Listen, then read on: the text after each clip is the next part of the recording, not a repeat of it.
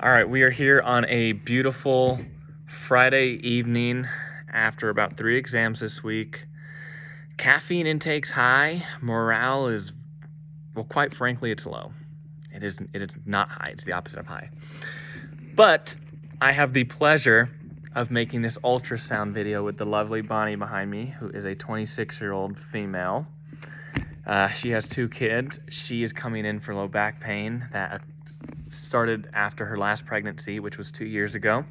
She is in the maturation phase of healing. She might be suffering from some chronic inflammation because she's suffering from some chronic pain. So we are going to do some ultrasound. But first, let's talk about the indications, which include myofascial trigger points, decreased tissue extensibility, plantar warts, my personal favorite, which is the placebo effect, muscle spasms, bone injuries, non-union fractures, and occasional joint contracture. So, contraindications include pregnancy, infection, recent area of hemorrhage, post-acute and acute conditions for thermal effects, areas of decreased temperature sensation, decreased mentation. You're not going to want to do ultrasound on the anterior neck because the carotid artery sinus. You're not going to go over the reproductive organs or the eyeballs. That one doesn't make sense.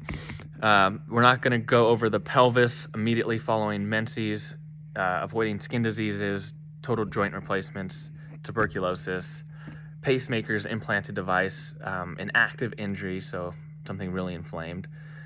And we also want to avoid DVTs and patients with a history of a miscarriage during their pregnancy and cancer. So, setting up the machine. This is what the ultrasound machine looks like right here. Well, this is what this one looks like. We are going to turn it on. That is the machine powering on. We click sound. We'll increase or decrease time to 1 minute for the treatment. We're going to want 1 megahertz because we want to be deeply penetrating the tissue so we can get to about 5 centimeters. We want continuous for the thermal effects. We're going to increase the intensity to 1.5 watts per centimeter squared for the treatment. It is Bonnie's first time with ultrasound, so I don't want to overwhelm her with the 2.0, you know?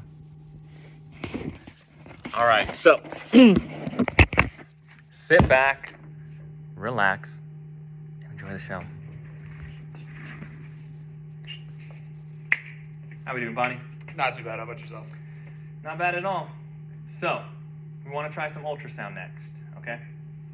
So we're thinking about doing this to increase tissue extensibility, means just getting everything to move a little better, decrease muscle spasms, another thing, just helping you move better. And this should increase blood flow too and make you feel a little better. I like feeling better. And we want you to feel better. That's why you're here, right? Let's feel better. Let's feel better. So, questions though. Do you have any impaired sensation in your lower back? I don't believe so, no. Okay, good. And are you currently pregnant? No, I'm not. Okay. Are you currently on your period? No. And have you had any cancer, or do you have some active cancer right now? Not that I know of. Any implants or like a pacemaker? No. I don't. No. Okay, perfect. So, in order to do ultrasound, I'm gonna have you roll onto your belly. I'm gonna stick a towel kind of under your waistband while you roll it down just a little bit. Lift up your shirt, and then I'm gonna be rubbing this on your back. Are you all right with that? I'm fine with that, yes. Perfect. So go ahead and assume the position, which is on your belly, please.